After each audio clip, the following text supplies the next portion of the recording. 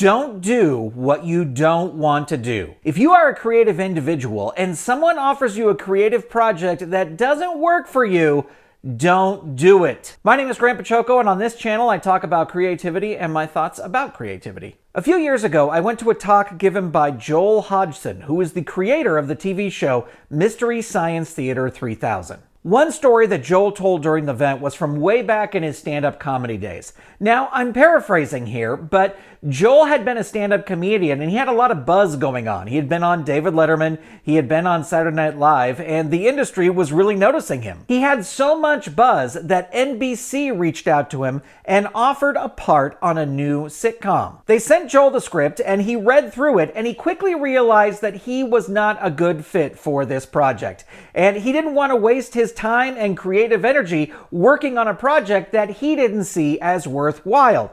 So he passed on it. A few days later, the head of NBC programming personally called Joel to try and convince him to get on board with the project. Joel reiterated that he didn't really think the show was a good fit for him creative-wise, so he politely passed again. A few days after that, Joel's agent called him and said, "Okay, Joel, you win. They've doubled your money. They really want you to do the show." Joel still said no.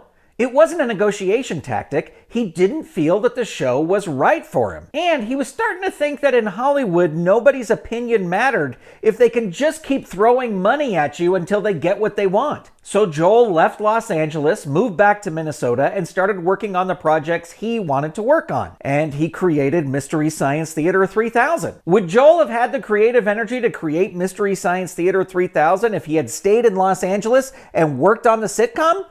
Maybe, but saying no to something that he knew was wrong for him allowed him to create something that was right for him even sooner. Now, I understand that there's things in life that we have to do in order to make money, but in your creative life, don't waste your time doing something that you don't want to do. I've taken several jobs in my career that had creative aspects to them, but ultimately I knew weren't what I wanted to be doing. I knew this before starting them, and it made me miserable when I was starting them and miserable the entire time I was working on them. There's a saying that when someone offers you something, it's either a hell yes or it's a no. And I think that's how you should look at your creative work. If someone offers you a creative project to work on, it's either hell yes or it's a no. Do you agree or disagree with any of this? Let me know in the comments. Thank you so much for watching, and I will talk to you soon. Bye.